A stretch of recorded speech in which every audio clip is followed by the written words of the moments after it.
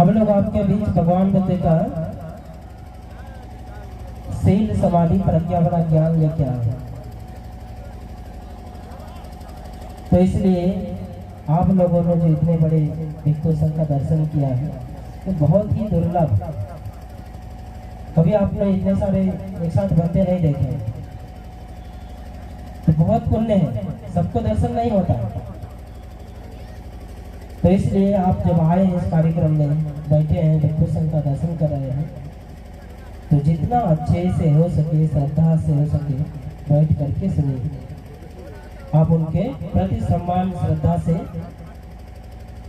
उनकी बातों को गौर करिए। एक बार क्या होता है, भगवान के एक शिष्य है, वो मराठवाड़ा के रहने वाले हैं, महाराष्ट्र के। उनका नाम है भंते पूर्ण। वो बहुत कम उम्र के हैं। वो जब बनने के लिए घर छोड़ के जा रहे हैं तो उनकी जो माता है उनको अनुमति नहीं दे रही है। वो कहते हैं मुझे प्रोजित होने दो, मुझे बनते जी बनने दो। उनकी माता कहती नहीं। बहुत बार अपनी माँ से रिक्वेस्ट करते हैं, याचना करते हैं कि नहीं मुझे प्रवचित होने दो, मुझे भगवान बुद्ध का शिष्य बनना है।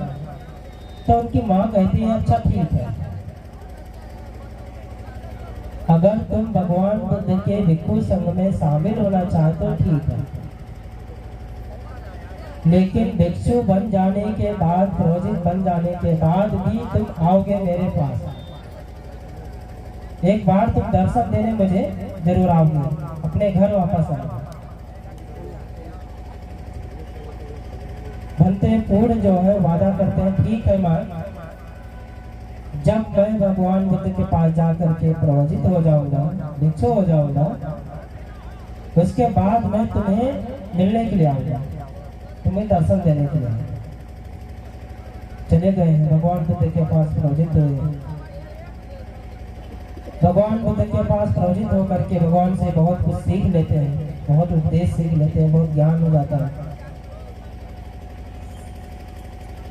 एक दिन कहने लगते भगवान मुझे अपने घर जाना है, मराठा जाना है, महाराष्ट्र जाना है। भगवान कहते हैं वहां के लोग तो बहुत ही चपल हैं, वहां के लोग तो बहुत ही दुष्ट प्रवृत्ति के हैं,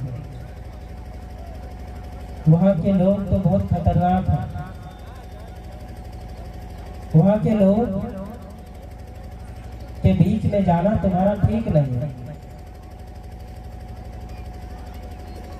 वहां के लोग के बीच में जा करके तुम कैसे जाओगे? अगर तुम वहां गए, तुमको किसी ने गाली दिया तो तुम क्या करोगे? भगवान पूछ रहे हैं भंते पूर्ण से, कहते मुझे घर जाने दीजिए। तो भगवान कहते वहां के लोग अच्छे नहीं हैं और तुम्हें वाला कपड़ा पहन के भंते बन के जाओगे तो तुमको लोग गाली देंगे, तो तुम क्या करोगे? भंते पूर्ण कहते हैं कि भगवान अगर मुझे कोई गाली देगा तो मैं समझूंगा कि उसने मुझे मारा नहीं, उसका भला हो। भगवान कहते अगर तुम्हारी पिटाई कर दिया, तुमको मारा तो तुम क्या करोगे? कहते भगवान अगर वो मेरी पिटाई करेगा, मुझे मारेगा, तो मैं समझूंगा कि उसने मुझे लाठी डंडा से नहीं मारा। अच्छा भगवान कहते हैं तुमको अगर लाठी डंडा से कोई मारा, तुम्हारी पिटाई कर दिया, तो तुम क्या करोगे? कहते हैं भगवान मैं समझूंगा कि इसने मुझे अस्त्र शस्त्र से नहीं मारा, इसने मुझे चाकू भाले से नहीं मारा, तलवार से नहीं मारा। भगवान कहते हैं अच्छा बोले, अगर किसी ने मान लो तुम्हें चाकू भाला से मार दिया, डंडा से मार दिया, तो तुम क्या करो? कहते हैं भगवान मैं समझूंगा कि उसने मुझे जान से नहीं मारा। भगवान कहते हैं अच्छा ठीक है, ये भी मान लो कि तुम वहां के लोगों के बीच में गए और तुम्हें किसी ने जान से मार डाला तो क्या करें? बंदे पूर्ण कहते हैं कि भगवान मैं समझूंगा कि मैं बुद्ध की शिक्षाओं को प्रचार करते हुए अमर हो गए, इस जीवन से मुक्त हो गए। भगवान कहते हैं साधु साधु साधु, जाओ तुम तुम्हारा कोई कुछ नहीं बिगाड़ सकता। और भगवान भक्ति पूर्ण को अनुमति दे देते हैं तो भक्ति पूर्ण चले जाते हैं। तो जब हम सारनाथ से निकले, ये भिक्षु संघ निकला, तो गुरु जी ने संकल्प किया, पूरे भिक्षु संघ ने संकल्प किया। क्या संकल्प किया? कि हमको सारनाथ से कुशीनगर तक जाना है। अब इसके बीच में चाहे मेरा जूता फट जाए, चाहे मेरा पैर उतर जाए, चाहे कुछ भी हो जाए, चाहे भोज खाना मिले चाहे ना मिले, पानी मिले चाहे ना मिले, रहने को मिले चाहे ना मिले, मैं सारनाथ से कुशीनगर तक जाऊंगा। भिक्षु संघ ने संकल्प किया कि मैं सारनाथ से कुशीनगर जाऊंगा, और कैसे? पैदल चल के जाऊंगा। और क्या करने के लिए? भगवान बुद्ध के इस संदेश को आपको बताने के लिए। सोच लीजिए,